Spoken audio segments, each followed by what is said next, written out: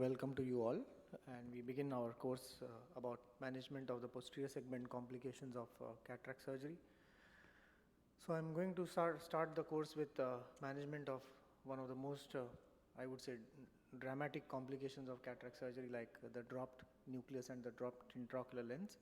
As you know, phacoemulsification with intraocular lens implant has become a standard of care in cataract surgery, and the successful outcome mainly depends on implantation of the IOL in the bag, which ensures good centration of the lens and good visual outcomes. But whenever the capsular bag is damaged during the surgery and there are difficulties in placing the IOL in the bag, it may lead to certain complications. Occasionally, the rupture of capsule and vitreous loss are also associated with a loss of whole or part of the nucleus in the vitreous cavity, and it leads to further complications. The inadequate capsular support also poses a risk for intraocular lens dislocation. So the risk factors include zonular weakness, trauma, exfoliation, mature, hypermature cataract, previous vitrectomy, connective tissue disease, Marfan syndrome, posterior polar cataract, and one more point to add is the previous history of intravitreal injection. So inadvertent posterior capsular tear or damage may go unnoticed because not always the pupil is dilated when giving intravitreal injections. And these patients, once they come up on table, you realize that they have a capsular tear.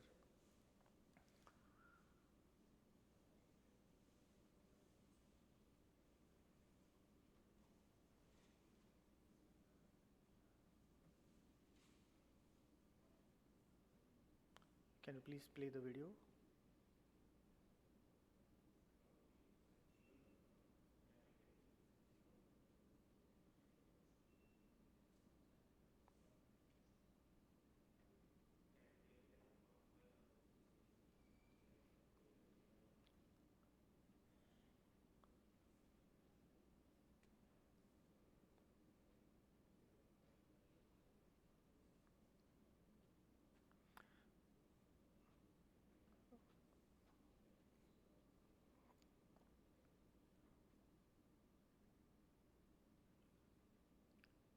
We checked there. Doesn't matter. So as soon as the nucleus drops in our settings, we don't refer the patient for a second surgery, but we try to do the surgery in the same sitting itself. So this is a hard brown nucleus which is now in the vitreous cavity. I do not use a phaco-fragmentope, but I use the cut sleeve to remove the fragment from the posterior pole. And after that, a PFCL is aspirated and preferably a 3-piece intraocular lens is placed in the bag. And this is a standard of care in a way in our settings because we have a retina facility available at the same time. But it may not be the case with everyone, and in such situations it's best to not touch the particles, don't go after them, and all that you need to do is just go back and refer this patient to your retina colleague. We've also studied some the predictive factors and outcomes following dislocated cataracts, and we have noticed that patients with small preoperative pupil size, pre-existing oculopathology, displacement of a significant lens matter, which is very important. More than 50% of the nucleus material in the vitreous cavity poses certain risks of cystoid macular edema and retinal detachments in future, so as the patients who has to undergo iris claw IOL or cystoid macular edema. So as I said, the timing of this nucleus removal is very important. In our scenario, we do have the VR setup available immediately, and therefore we try to do it at the same sitting itself. So the advantages is obviously a single surgery, so the patient is having less anxiety about this. At the same time, the disadvantages are post-operative corneal edema, small pupil, and need for additional on-table anesthesia, which can be another drawback as such, you can say. This is another patient where we encountered a dislocated intraocular lens. Can you play the video again?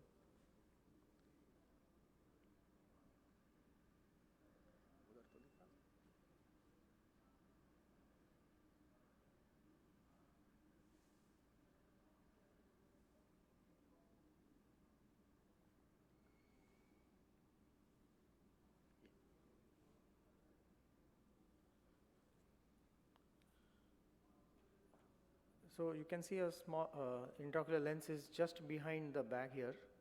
It's a single piece intraocular lens. So we make a scleral tunnel. the idea here is to exchange this intraocular lens with a 3-piece IOL, because you have a good sulcus support.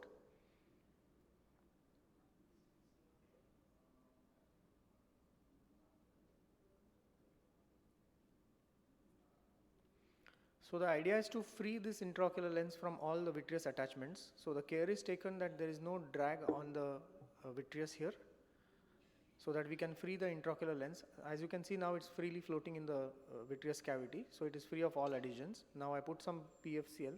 You can put PFCL beforehand so as to protect the macula as well. And then with the forceps, you can lift this lens out. Already the scleral tunnel is ready, so this lens is going to go out and a new 3-piece IOL will come in.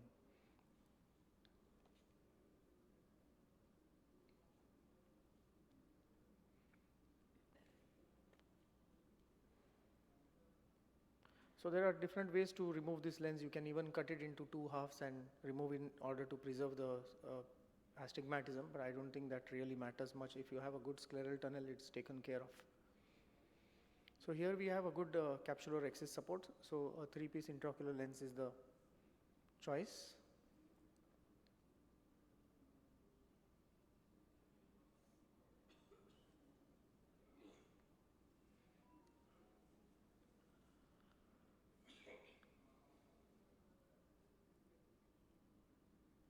Coming to another scenario where we have a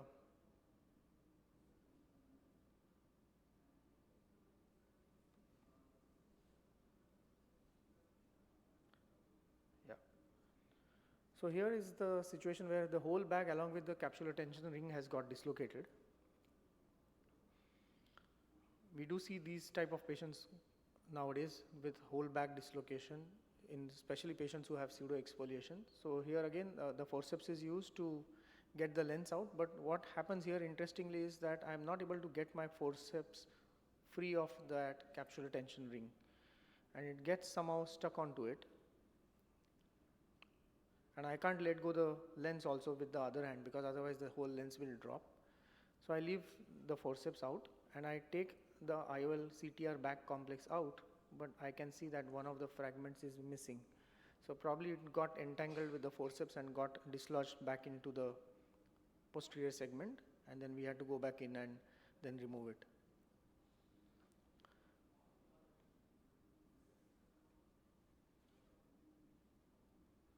So the care has to be taken that once you remove the whole bag capsular segment, you have to make sure that the retina is scanned once again to see that there are no inadvertent remnants inside the vitreous cavity that may surprise you next day post-operatively. Coming to which lens, when and where and why. So there's an algorithm which the American Academy has presented recently. So the patient who has good intact anterior capsule, you can put a 3-piece intraocular lens. If you have sufficient bag, like in patients of secondary management of children, you can place a single-piece intraocular lens in the bag. If you have sufficient iris tissue, you can plan a iris fixated IOL. Obviously, if you don't have it, you can consider pupilloplasty and then iris claw IOL, or otherwise you can obviously go for a scleral fixated IOL. At the same time, there is a study published in the Journal of Ophthalmology way back in 2015, which talks about comparison of anterior chamber IOLs and scleral fixated IOLs, and it has been shown that if you do a good anterior chamber IOL with a proper vitrectomy, it can also give a very good result. So these are different types of intraocular lenses that one can choose from.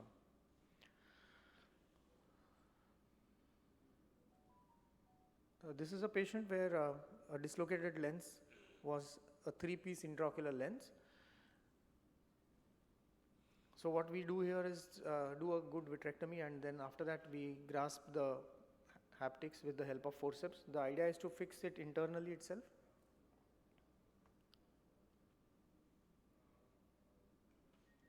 So we don't have to remove this intraocular lens. So marking is done on the sclera using Dr. Ashwin's marker. Then I am using 27 gauge trocars here.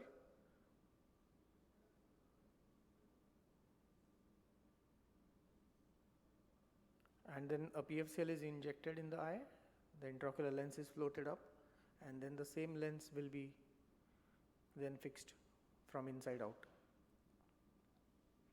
So this handshake technique will allow me to get the haptic out from one side, the care is taken that the cannula is withdrawn so that I don't entangle the haptic into the cannula.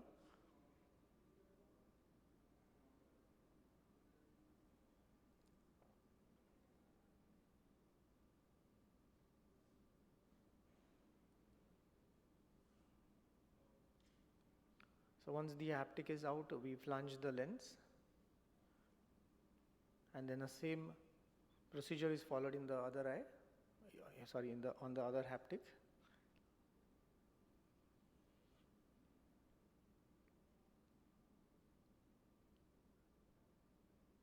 So the assistant is holding on to the haptic which is already externalized. That allows us sufficient leverage to ensure that the second haptic doesn't slip out. And once both the haptics are out, all that remains is to flange it and then tuck it back into the scleral pocket.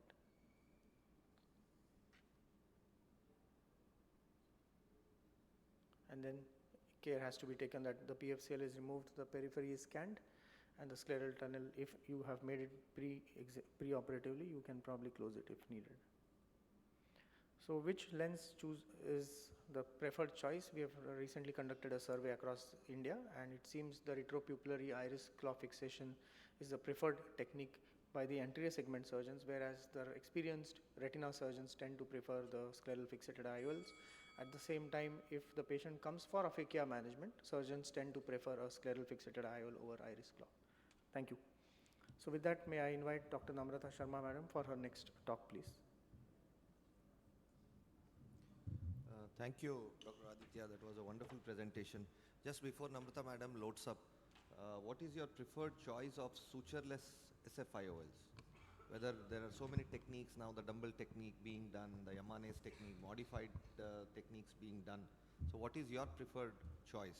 So as you said, even I agree, vitreoretinal surgeons are not big fan of the iris claw lenses due to various reasons. But what would be your choice? I mean, see, given a choice, I still would prefer iris claw IOL because it's a very quick technique and it's as effective as a scleral fixated lens, as we have done a study which shows. Of sutureless SFIOLs. Yeah. When it comes to SFIOLs, I would prefer either Geber-Shariat's technique or Yamane's technique, because Yamane's technique is better. In a way, you don't need a conjunctival dissection there.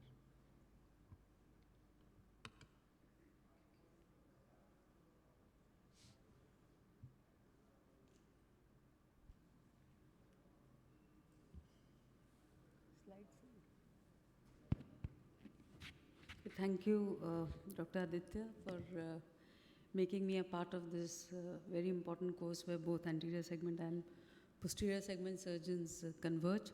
I would be talking to you about prophylaxis of endophthalmitis.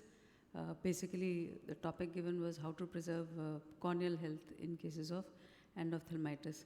So we all know that although there is a decrease in incidence from 1 to 0.05 to 0.1% over the last decade, but still whenever endophthalmitis occurs, it continues to be a nightmare. Now, it can be sporadic or it can be cluster, and as far as India is concerned, the most common organism is gram-negative infections followed by the fungal infections. Worldwide, coagulase negative staph aureus, streptococci, gram-negative bacteria, pseudomonas and fungi are common causes. So the preventive measures have to be at the level of at the local level, where pre-op topical antibiotic is used. Povidone iodine installation in the conjunctival sac is done for 5 minutes. Intraoperatively, one can give intracameral antibiotics, and postoperatively the topical antibiotics. There are various kind of antibiotics, but classically nowadays we use fluoroquinolones, and the routes of administration which are used are topical and intracameral, and the timing, of course, has been discussed. So the prophylaxis of endophthalmitis occurs right from your operation theatre, because the theatre layout has to be appropriate. Patient screening and precautions, general examination, ocular examination, OT preparation, and the post-op measures.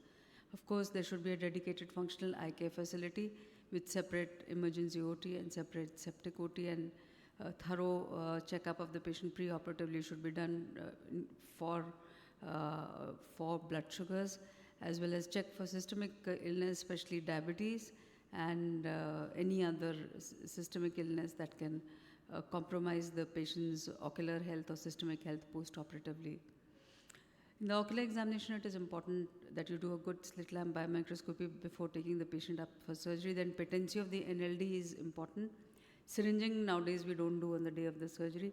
And lid conditions, sac-related conditions, etc. have to be treated first.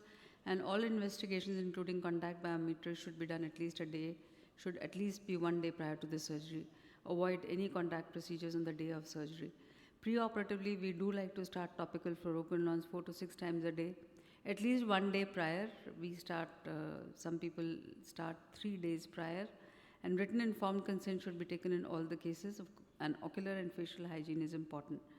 So one should know the handing and the gloving methods to do it.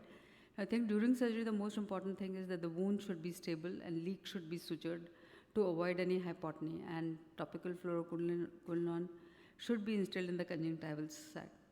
Now there is still some pros and cons of giving intracameral antibiotics. Some people like to give in all cases and others only in complicated cases. And post-operatively, of course, the fluoroquinolones are given 4 to 6 times a day for 7 to 10 days, and steroids in tapering doses for 6 to 8 weeks, and regular follow-up is required. So there can be early symptoms of pain, redness, water, discharge, sudden blurring of vision, floaters and flashes, and signs of circumcorneal congestion, AC cells and flare, hypopyon, and reduced frontal glow and vitreous exudates. Now in 2007, for intracameral antibiotics, 30% of the respondents used intracameral antibiotics as per the AICRS survey, and this increased to about 84% who said that they would use if there was some approved formulation which was there, which would be available. Corneal incisions may permit influx of fluid during surgery even after hydration of the main incision and side port, and one has to be aware of this. And posterior capsular tear is one of the strongest risk factors for infectious endophthalmitis. These are the various drugs which have been tried intracamerally: cefuroxime, moxiflox, vancomycin, and cefazolin. And if we look at the ESCRS study, the rate of endophthalmitis did decrease from 0.3 to 0.062%. And so the evidence was very strong that you should use it, but there was a dilemma which one, because cefuroxime has to be reconstituted and moxiflox is readily available. Vancomycin was used earlier, but this study showed that there can be vancomycin-associated hemorrhagic occlusive vasculitis. And then subsequently, there was a study on 1 lakh patients and then on 6 lakh patients, which showed that the endophthalmitis rate did decrease after intracameral moxiflox, and PCR increased endophthalmitis rate by 7 times. So there was a strong evidence that at least it should be used in these cases. Then subsequently, there were other studies which said that moxifloxacin was safe. This was a study from Japan. Then there were parameters which were evaluated were in terms of endothelial cells and corneal thickness, which also showed that there was no change in these parameters or AC reaction or intraocular pressure with intracameral moxifloxacin. So this was the first survey that was done way back in 2017. And this survey did say that about 50% of them did not use intracameral antibiotics at the time of the survey amongst the All India Ophthalmological Society members. If you look at and compare it with the ASCRS survey, important thing is that in the AIOS survey, moxiflox was the preferred drug to be used, whereas in the ESCRS survey, it was kind of split between cefuroxime, moxiflox, and vancomycin.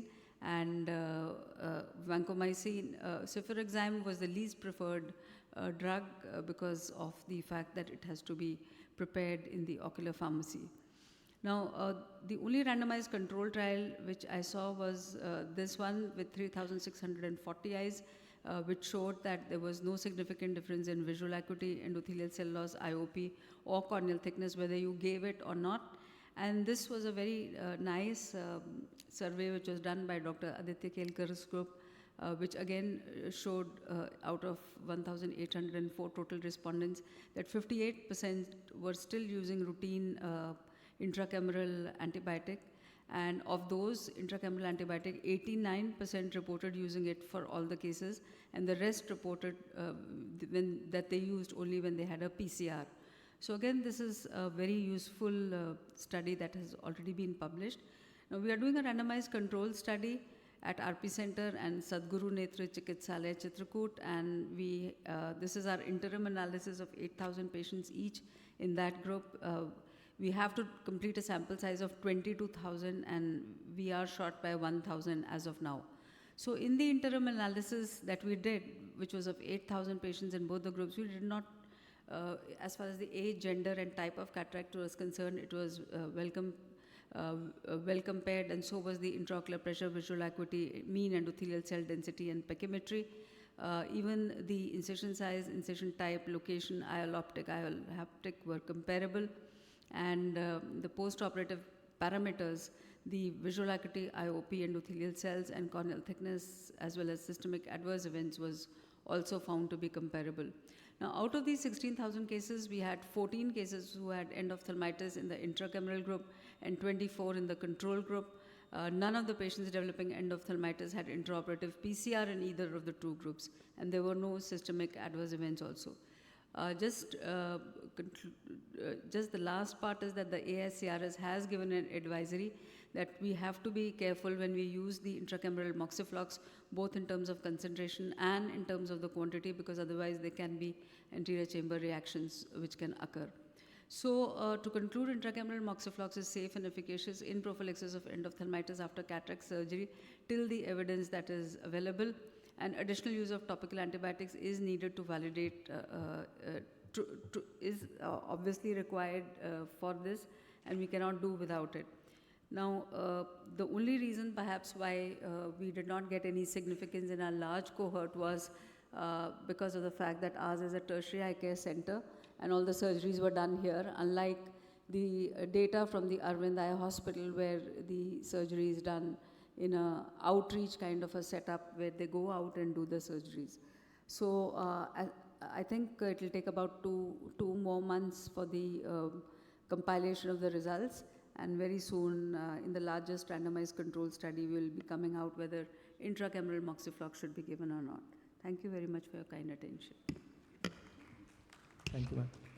So what's the standard of practice at RP Center? Do you use intracameral moxifloxacin in all cases, or any other formulation? For the study, of course, we were doing it. Half of the cases we did, but it's kind of a split group, and some of the surgeons do use it for all their cases, some don't use it for all their cases, and some use only when a complication occurs. So in our settings, what we are doing is we use a diluted moxifloxacin. We take about 0.1 ml of moxifloxacin, dilute it with 0.9 ml of ringer lactate solution or BSS solution, and then use 0.3 of that intracamerally at the end of the surgery. We do still feel that even such a low concentration causes TARS-like reactions at times. I agree with you. It does, at times get mixed up with the post-op uveitis kind of a picture, and that is why I think all of us are not giving intracameral moxiflox. Right. Dr. Sangeet, you have something to add? Thank you. Ma'am, is there any role of intrastromal hydration with moxifloxacin? Like in our hospital, we are doing an intrastromal hydration. I do know that when vancomycin used to be given, so intrastromal vancomycin, some surgeons used to inject intrastromally when they hydrate the wound, but we don't give any intracameral, intrastromal moxiflox. See, I think there are too many ifs and buts to it, because, okay, you are giving moxiflox, you don't know how long the effect is going to last. Number one is this. Number two, you really don't know. You're giving it prophylactically, and so you really don't know what the organisms are and how they will change over a period of time. And the newer drug which they are advocating now for giving intracamerally is levofloxacin, 1.5%, because that's readily available, and it is at a higher concentration, and it doesn't have any endothelial side effects or toxicity issues also. We also studied levoflox both for bacterial keratitis as well as we are going to initiate a trial for intracameral use also. But let's first conclude this and see whether it really helps or not. Ma'am, one last question. Like, we are also regularly using intracameral moxifloxacin in our cataract surgery, but intrastromal, what Dr. Sangeet was telling, intrastromal moxifloxacin is it sometimes detrimental for the eyes? It can aggravate the occurrence of corneal edema, descent, fold. I don't think so, because once, surgery. I don't think so. I mean, I have not given any, but I presume it will not, because if you're giving intracamerally, and all the studies have shown that endothelial cell loss doesn't occur, and pachymetry is also same. So I don't think intrastromally it will have any additional deleterious effect. Okay, thank you. One last question is that when we do vitrectomy for endophthalmitis patients, sometimes the cornea is very cloudy, and we tend to scrape the corneal epithelium, and then we add on the bandage contact lens in such cases. What is your recommendation? Should we use bandage contact lenses after scraping the cornea in endophthalmitis patients? Is it a good idea or not? Okay, so that's a tricky call, but I would say that in case you do need to use, because it's kind of hazy, I know that it is going to be difficult, but I would rather go for tassoraphy than to use a bandage contact lens. But having said this, I think you would have more experience in using bandage contact lens, because that is a compromise kind of a situation. And if you use BCL, then there's every chance that there may be some amount of infection. Anything else? Thank you, madam.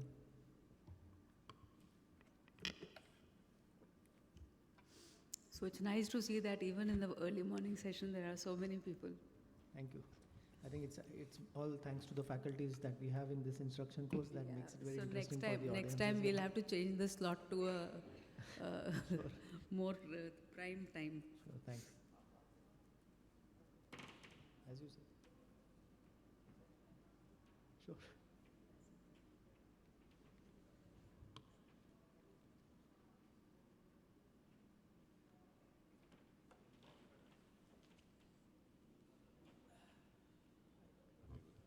In the meantime, may I ask one question to Dr. Srinivas Sadda? We can see him in the hall here. And about the intravitreal injections that are routinely performed on OPD basis abroad as compared to what we do here in operation theatre. Do you see some increased incidence of endophthalmitis following injections, please?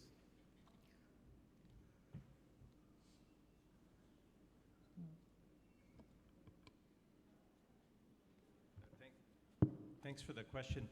No, we actually don't. In fact, our process in the U.S., we don't use any antibiotics and the like. It's just a drop of betadine before the injection, and the rate seems very low, less than 1 in 10,000, maybe even lower than that. It's basically a more OPD-based Yeah, procedures. it's actually, usually we do it in the same room that we've examined the patient. They'll stay there, they'll be numbed, and then we'll treat them in the same room. Office-based. Thank you. Thanks. We move on to Dr. Anirudh Maiti, please. Thank you, Aditya. My topic is post-cataract endophthalmitis. I will be sharing few case scenarios from acute endophthalmitis to chronic endophthalmitis. So this is the first case. There's acute post-operative post-cataract endophthalmitis. You can see the corneal haze. There's a hypopyon, and according to, we do follow this. We give in the intravitreal injection. If it doesn't respond, we straight away go with the vitrectomy. So this was a complicated cataract surgery. You can see it's aphakic. There was a lens drop as well. So clearing the anterior chamber, clearing the hypopyon first to make it a little bit visible for the posterior segment. And this is how it looked inside. A lot of clumps of exudates. You can see this white fluffy matter, and the lens you can see. In this type of cases, we need to be pretty sure about the vitrectomy before pulling out the lens, because otherwise we are going to cause a lot of traction and cause a retinal detachment. And endophthalmitis, if there is a detachment, it becomes, the prognosis is pretty bad. So we have to take care of all the exudates as much as possible, and then retrieve the lens.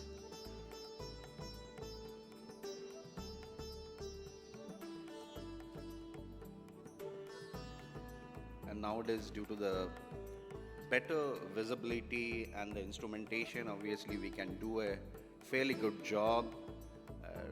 Sometimes if the visibility permits, or rather we should try for, in all cases, in using a PVD and take out as much as possible the exudates. And there was actually the haptic broken, and then we took out the haptic as well. One haptic got broken. And after we had taken out the lens, we need to do the thorough vitrectomy before injecting the intravitreal injections.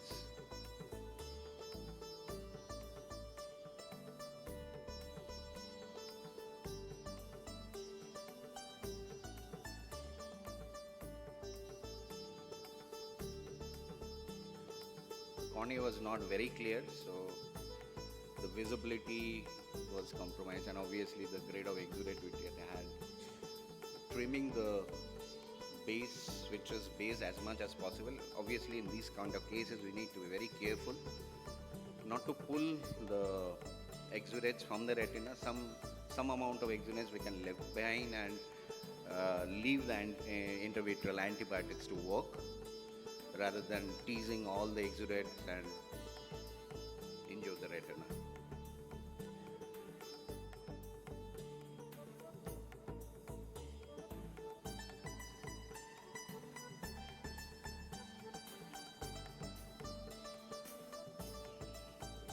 Taken most of the exudate as much as possible, and later on we had given a secondary IOL and the patient did pretty well. This was like after 3 months following the primary surgery. Now, second one is an acute onset of this patient presented pretty late, so it was a delayed presentation. As you can see, is almost occlusio pupilla happened. In this kind of cases, obviously we have to take out the exudate and lens. Otherwise, it is very difficult to work behind. So we are taking out the lens. It was looking pretty bad, but when we went inside, the retina was not that bad.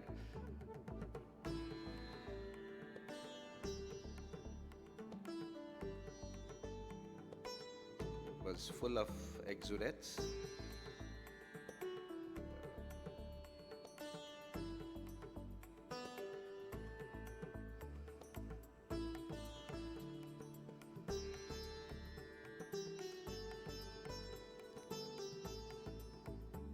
You can see this cornea is pretty much clear, so we can actually remove the membrane from the retina. And if the visibility permits, I think we should always try. Obviously, we have to be very careful, but we should try to remove all the membranes and as much as possible the exudates. This is the last case, the delayed onset. This case, obviously this was beyond 6 weeks. There was a low-grade inflammation we had done and vitrectomy already for this patient, but the infection was coming. It was a recurrent course, so we planned to remove the IOL because that is the thing we have to do. You can see there is not much of infective material inside, only few clumps are sitting on the retina.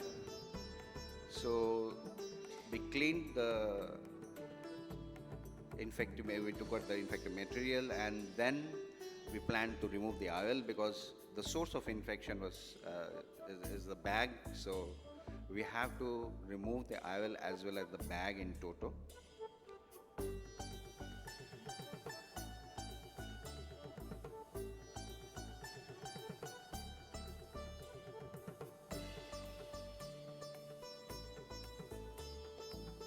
Sometimes in this kind of cases, after doing a vitrectomy, you can put the intravitreal injection near the bag and it responds. But few cases, we have to remove the entire lens complex along with the bag and later on plan for a secondary IOL, and that gives the best result.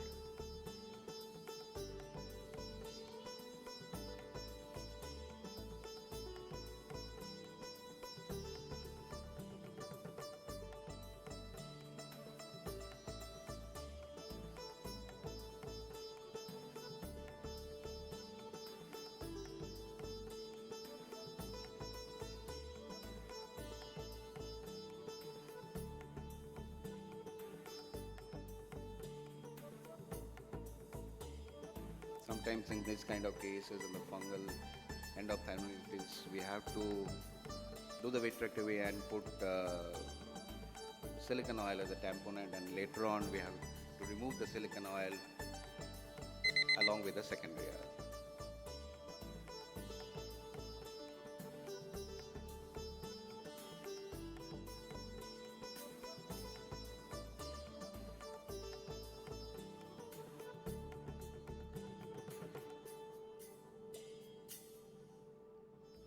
Removing the bag complex, because that's the infective source of the infection.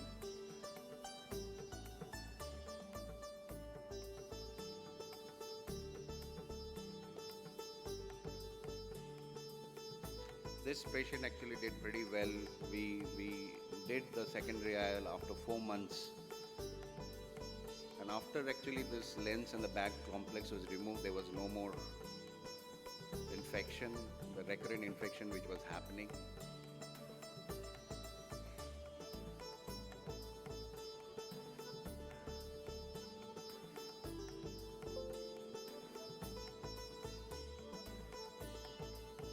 That's done. So this is after the operation. You can see after the removal of the bag, you can see the posterior segment pretty clear.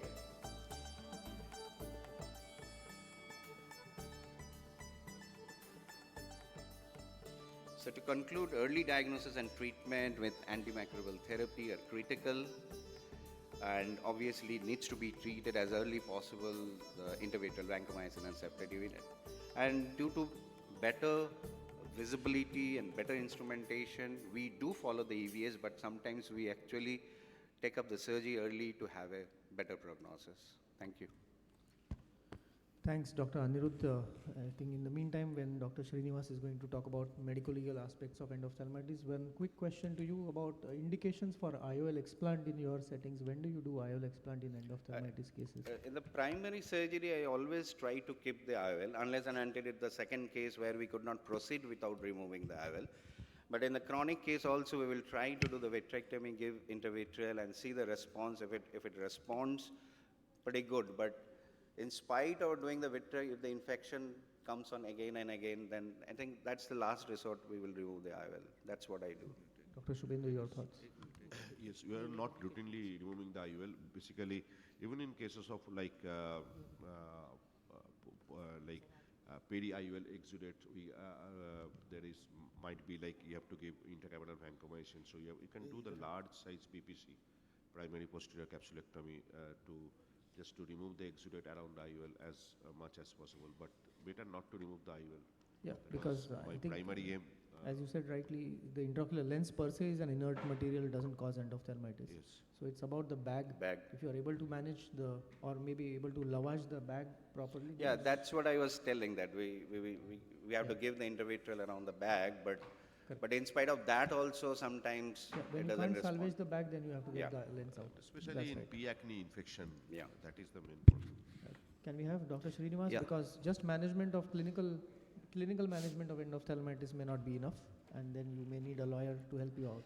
Thank you. Thank you so much. Very good morning, everyone. Thank you, Dr. Aditya Kelkar, for successfully conducting courses year on year and having a good audience and very useful instruction courses. I'd like to thank the AIOS Scientific Committee for giving us this opportunity. So Dr. Aditya Kelkar has given me a very interesting topic, that is the medico-legal aspects in endophthalmitis, after Dr. Maiti spoke about endophthalmitis, how to handle it. So we know that intraocular infections has always brought disrepute to the ophthalmologist, and it can occur in the best of the hands, and only surgeons who do not encounter endophthalmitis in their practice are those probably who do not operate. So what's the million-dollar question? If you have a misfortune of infection, then how to save yourself in the court of law? Maintenance of the proper records, both ocular examination pre and post-surgery complications, recording of the minute details of medical treatments, X-rays, ultrasound pictures, ECG records, reports of irrefutable proof of any proper diagnosis and treatment, hence are extremely important. Now I have mixed up with the Supreme Court judgments also along with these things. The hospital and the doctor were guilty of deficiency in the service as case records were not produced before the court to refute the allegation of a lack of standard of care. So important here is, please maintain proper records. Consent forms, express consent, consent either given in writing or expressed in words. Such consent always protects the doctor. So, nature of the condition he is suffering from, the options of the treatment which are available, the advantages and the disadvantages of the surgery, the associated complications, material risks associated with each modality of treatment has to be explained to the patient or in the consent form according to the Indian Contract Act of 1872.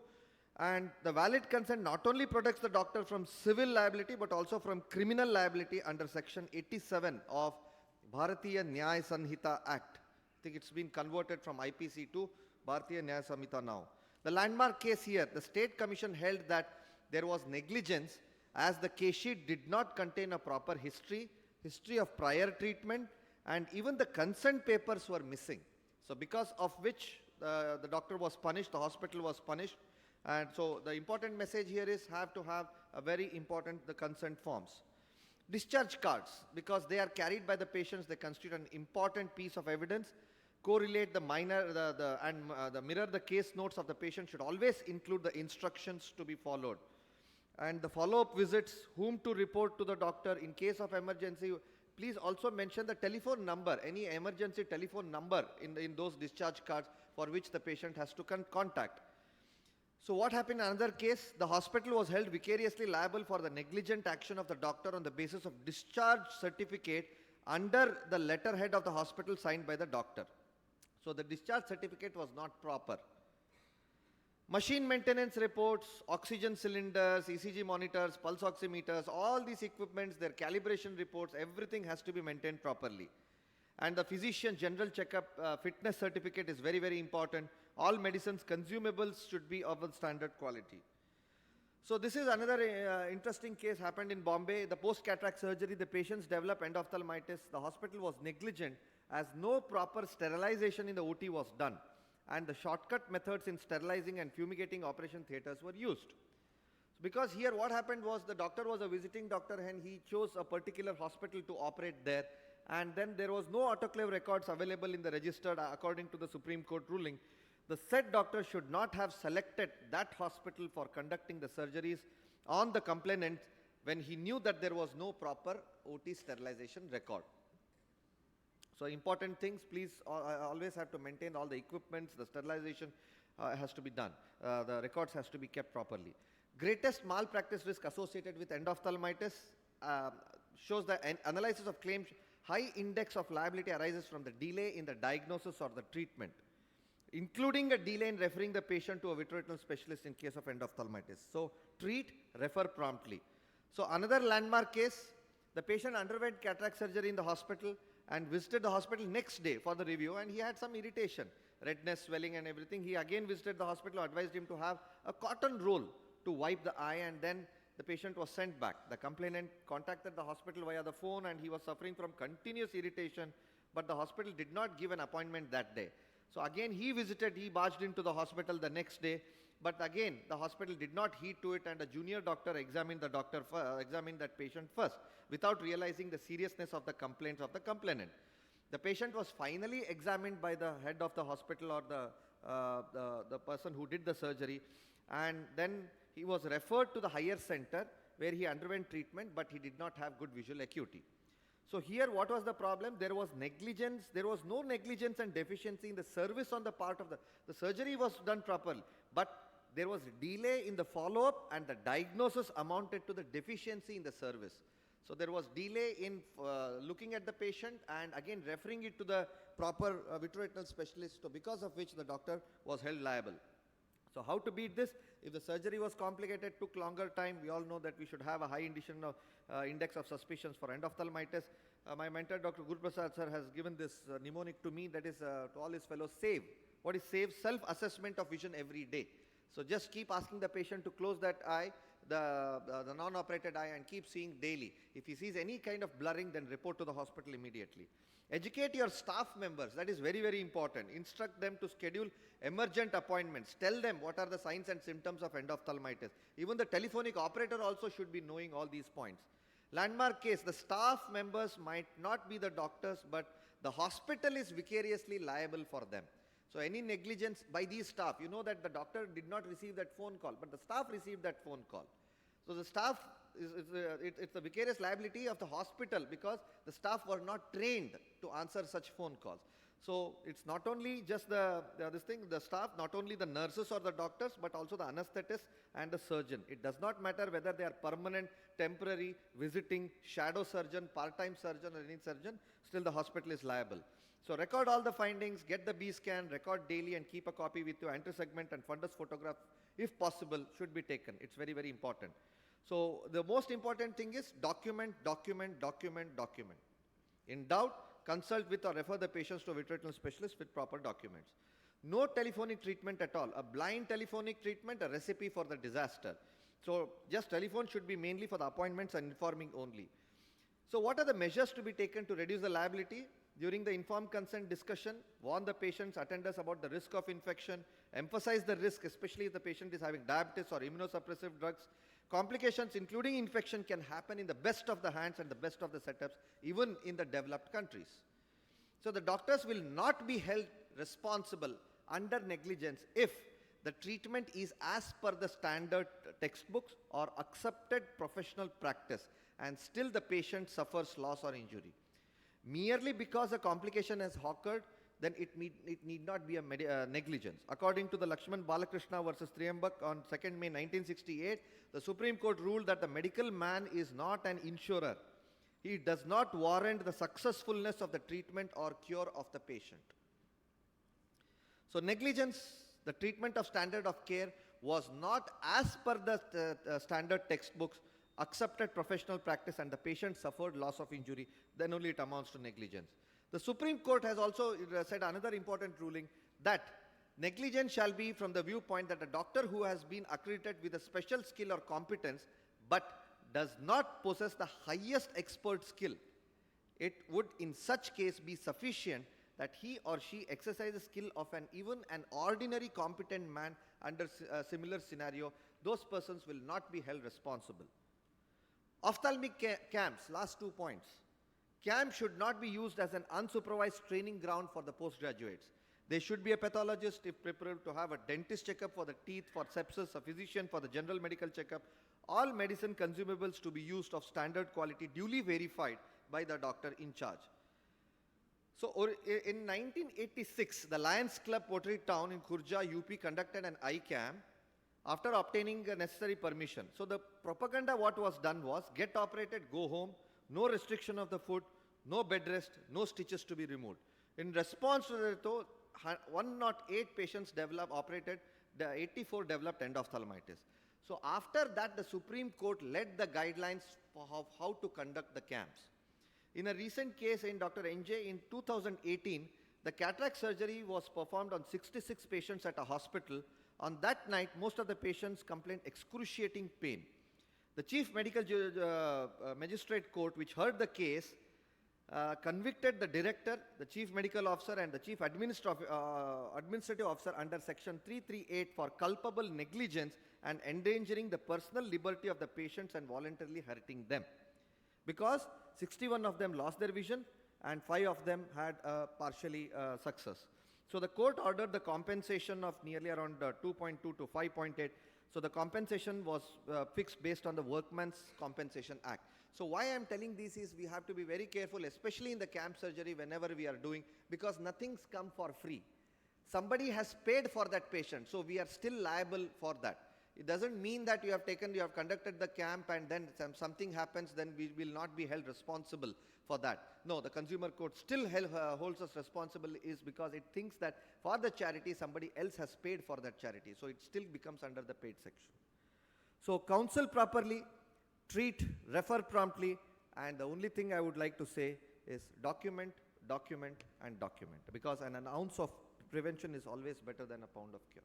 Thank you very much for this. Thank you, Dr. Srinivas. Very elaborate discussion about medical legal aspects. We are running short of time, so may I request Dr. Sangeet please to talk about pseudophakic retinal detachments, please.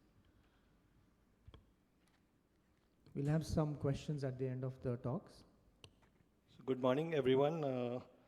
My talk for today will be on pseudophakic retinal detachment, and before I start, I'll just make a disclaimer that all the characters in the presentation are imaginary and fictional, and resemblance to any person living or dead is totally unintentional and deeply regretted.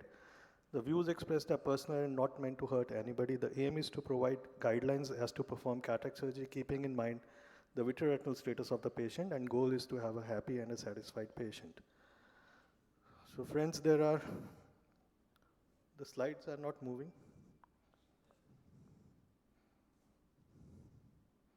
Yeah. So we all know that there is a risk of retinal detachment which increases after cataract surgery, and it is more in intracapsular procedure, and it is extremely high if vitreous loss occurs. And it is more, in patients who have myopia or symptomatic patients, and more after YAG capsulotomy for PCO. So friends, there are 3 types of cataract surgeons that I believe. The first category is the cataract surgeons with good VR knowledge. They will examine the patients pre-operatively, and they will do a proper fundus examination. The second category is cataract surgeons who know that there is something called retina and posterior segment, and they will have some colleague who will examine the patient pre-operatively, make a good assessment, and I believe that 99% of the cataract surgeons fall in this category. But there is a very little segment of cataract surgeons whom I call phacoologists, who just have one thing in mind, that is to do a phaco and put some kind of lens inside the eye. And for example, I am showing this particular case. This was a case of pseudophakic retinal detachment. I thought I'll just reposition the lens and proceed with the cataract surgery. But when I saw the patient, the whole 1/4 of the lens was missing inside the eye. I have to change my approach. I have to remove this lens. The interior capsule was intact, so I did an interior vitrectomy from the cutter here, and then I proceeded with the intraocular lens implant. And then I did a vitreous surgery. So please avoid these kind of mistakes during the primary cataract surgery, because ultimately they will lead on to problems only. So management of retinal detachment in pseudophakic eyes, the first thing is to optimize the cataract surgery. So this is another video. You see here, there's a anterior chamber lens, the iris claw lens, and as soon as we start to do a fluid gear exchange, the lens tilts, and it's now standing perfectly in the anterior chamber. So to take care of this, just inject some viscoelastic into the anterior chamber, just to reposition the lens. Need not explant this lens. And once you have done so, you can proceed and complete your vitrectomy. And you see the IOL is stable even during the fluid air exchange. This is another problem which happens, the pupillary lens, which is now, you see, this is floating inside the eye while doing vitrectomy. So here, now again, you don't need to explant it, just do an optical capture behind the posterior capsule or the anterior capsule, whichever is there. And then you proceed on with your surgery. You can do a proper vitrectomy. And you see again, with the fluid air exchange, during fluid air exchange, the lens remains quite stable.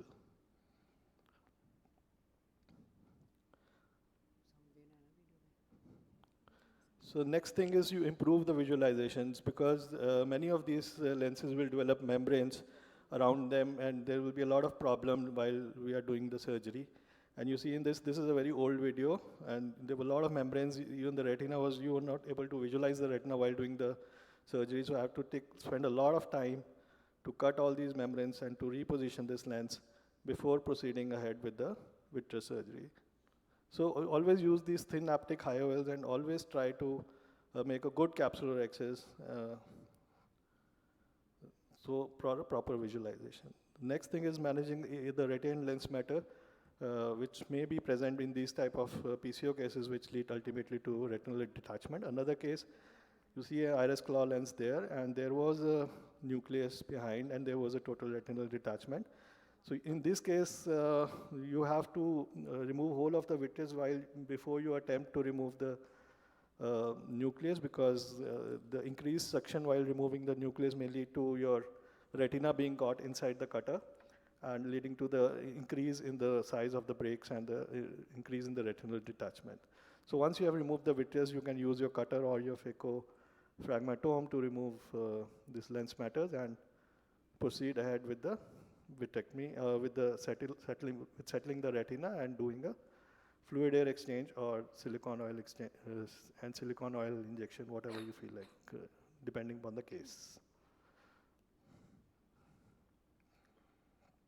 So in this case, now we are doing a fluid air exchange, and we put in oil in this case. So managing dislocated IOLs with retinal detachment, again, there will be a problem. Sometimes these lenses, because again, there is a PCO, most of these cases, this lens will dislocate. And this was a lens, a 3-piece lens, we could refixate it. The same lens, we can do a scleral fixation of the same lens. I generally do it into make the pockets and put in the haptics in there. These, in cases where you have to do a tamponade, you need a good stability of the lens post-operatively, otherwise the lens will dislocate again. So here I am refixing this lens and proceeding on with the RD surgery. You can complete your vitrectomy and you see the lens is again very stable, even during the fluid air exchange. Sorry.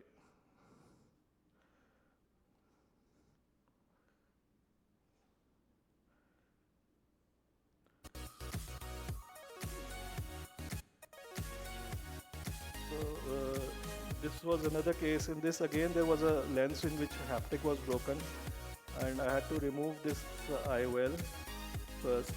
And in these cases where detachment is there, I always prefer to put in a PFCL to stabilize the retina before I open the anterior chamber and remove the IOL. So next, once I removed the IOL was broken, so I had to remove it and putting the PMMA lens in here.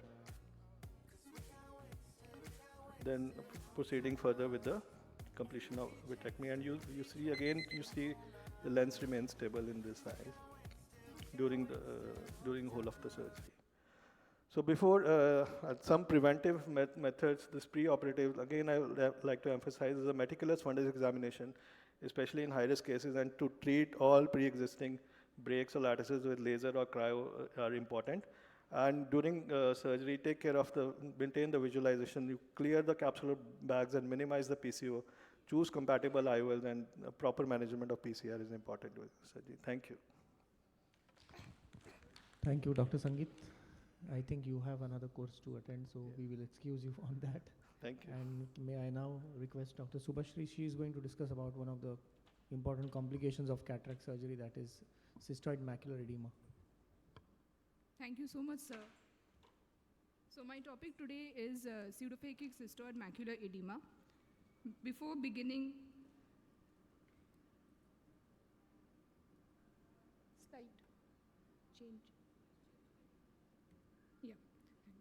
So before beginning, we must thank these two distinguished doctors, Dr.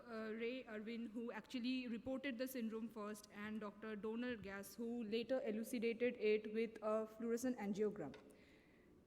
So the risk factors, we all know it involves a posterior capsular rent, surgical complications involving vitreous loss, any sort of iris injury, iris manipulation, dislocation of intraocular lens. The patient who has a previous history of some diabetic macular edema or uveitis can happen after an uneven full cataract surgery also. So the treatment involves corticosteroids and NSAIDs. Corticosteroids can be given topically, periocular injections, and intravitreally. So this is my first case scenario where this patient was presented with the above OCT, as you can see, and we started him on topical corticosteroids, and we monitored him every 2 weeks to see the response. And he was actually showing a good response along with some topical NSAIDs also, and it completely resolved on 8 weeks. In refractory CME, we have the options of posterior subtenon injections, intravitreal injection of dexamethasone implant, as well as triamcinolone acetonide. So this is a video showing the PSTA injection being given in our institute.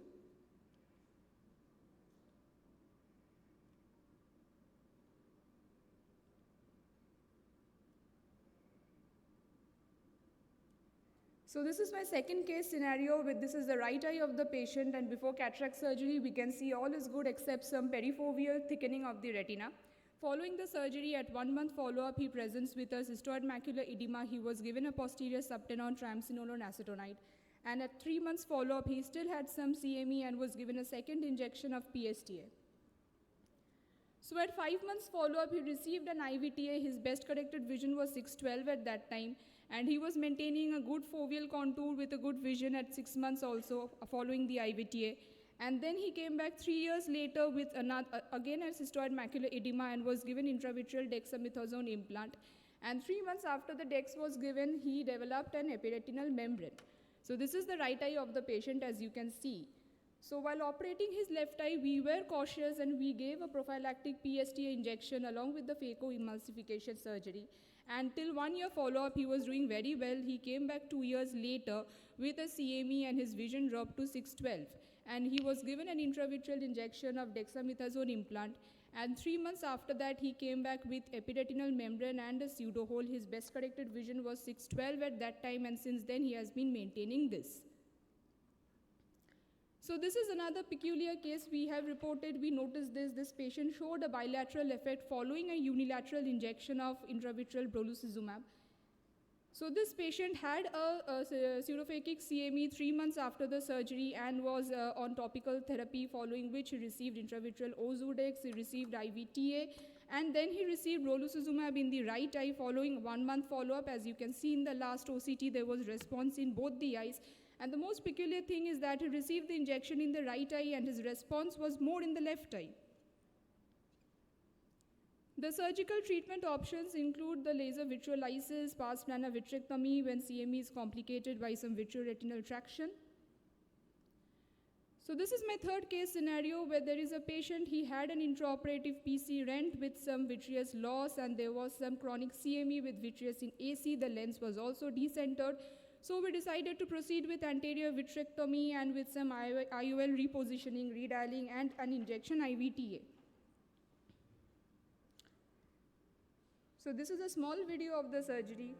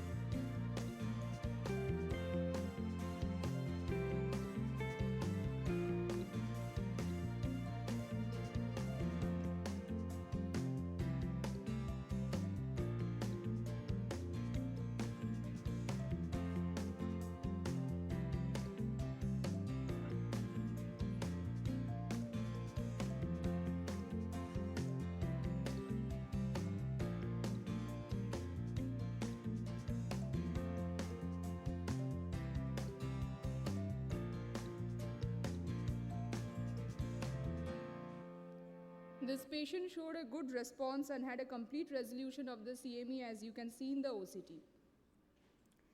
So how CME is managed in our institute? We initially begin with a tapering dose of topical steroid prednisolone over 6 weeks along with topical NSAIDs. We follow up the patient every 2 weeks and we see the response. Only if the patient is responding, then only we continue with the topical tapering dose. Following which, if the patient is non-responding, we have the options of posterior subtenon injection of triamcinolone acetonide.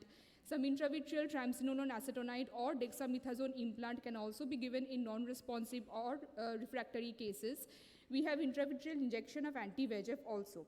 And we go for vitrectomy if any complication is present that needs any surgical intervention.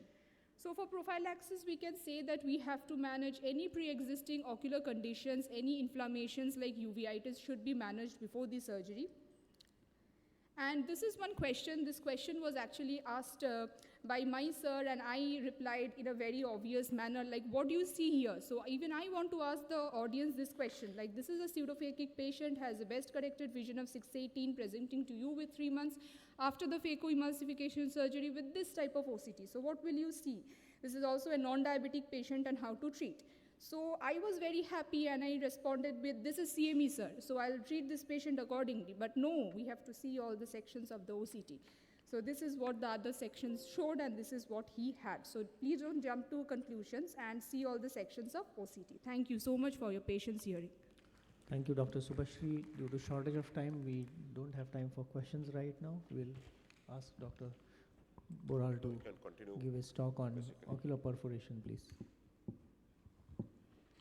So, very good morning, everybody. So, I will talk about one of the most devastating complication of globe perforation.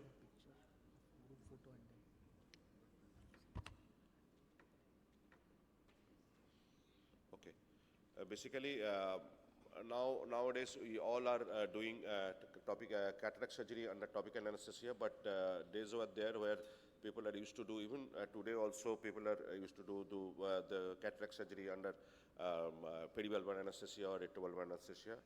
And you know, sometimes you have given the perivalvular block, or sometimes your colleague, anesthetist colleague, he has given the block. So this kind of problem may be arised in any situation. So I will discuss few of my case series where the patients were referred to me for the management. And see the varieties of cases where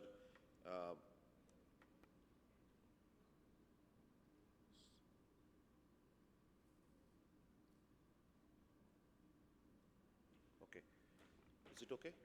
Audio is there? Thank you. So I'm starting my case series.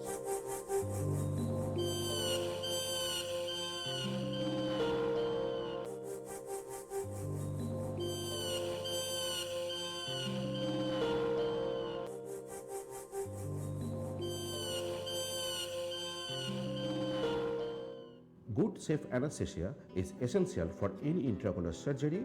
Conventional methods for perivalvular block, injecting the anesthetic solution outside the muscle cone, and retrovalvular blocks inside the muscle cone.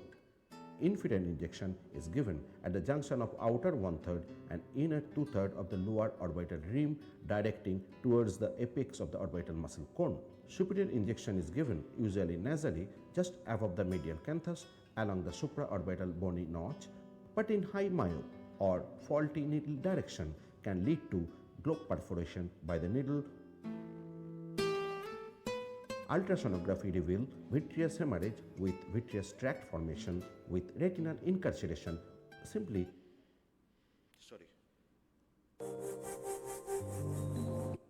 injecting the anesthetic solution outside the muscle cone, directing towards the apex of the orbital muscle cone. Superior injection is given usually nasally just above the medial canthus along the supraorbital bony notch, but in high myope or faulty needle direction can lead to globe perforation by the needle. Ultrasonography reveals vitreous hemorrhage with vitreous tract formation with retinal incarceration. Simply laser photocoagulation around the slit-like superior break sometimes save the eye in single break scenario. Secondary break can form due to retinal injury. Globe perforation can present with vitreous hemorrhage. with a superior break with vitreous incarceration, or it can present with vitreous hemorrhage with inferior secondary breaks and superior primary break with partial retinal detachment.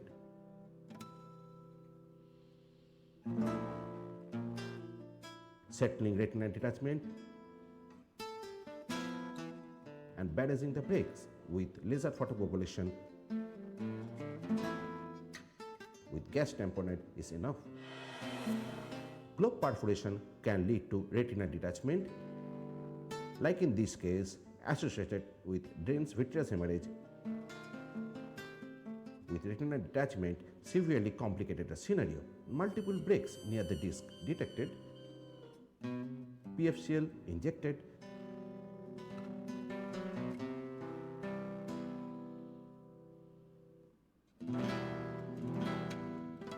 a superior entry site detected,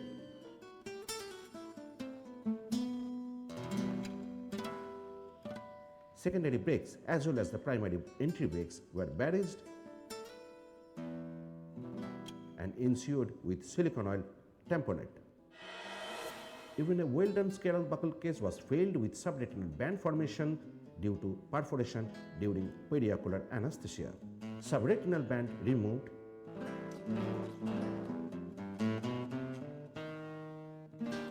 incarcerated detached retina was released from the site of perforation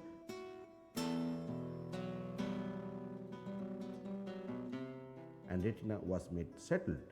Laser barrage around the retinotomy and perforation site done. Needle can directly hit macula, carries very poor prognosis. In a surgery for pterygium excision, macular secondary breaks happen with vitreous hemorrhage and retinal detachment. Primary supratemporal slit-like break indicated the wrong site of superior block.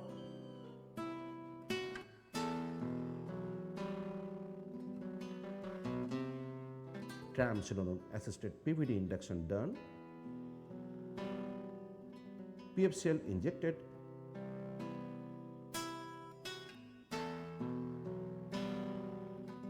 peripheral vitrectomy completed with vitreous base excision, macular rim removed,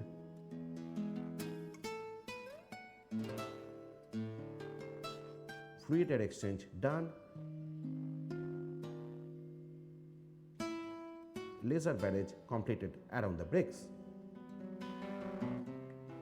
Silicone oil was used as a tamponade.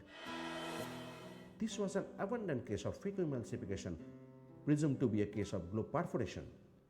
Capsulotomy completed under no glow situation.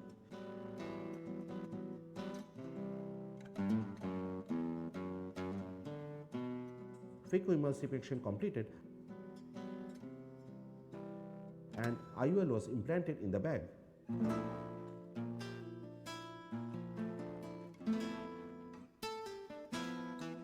After removing vitreous hemorrhage, hemorrhagic retinal detachment detected and posterior pole slit-like secondary break with macular extension found. Subretinal blood removed.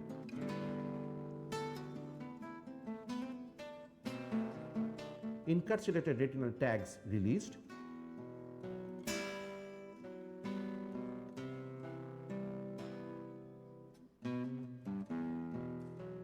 Primary entry break detected inferiorly. Retina settled by direct fluid air exchange. Posterior pole break as well as peripheral break lasered. 360-degree barrage laser done and the case was ended up with silicone oil injection. This was another case of abundant phacoemulsification with red glow. Phacoemulsification completed, IOL implanted,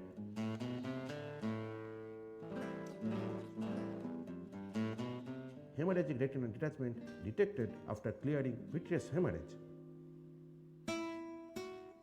Superior multiple primary entry breaks detected. subretinal blood removed, 3 more secondary breaks detected along the superior major vascular arcade, fluid exchange done to settle the retina, laser barrage done around the breaks with silicone oil injection. So, globe perforations are salvageable if intervened early. Topical anesthesia should be preferable mode of anesthesia. Whenever possible, one should follow the right technique and the right site for periocular anesthesia. Thank you.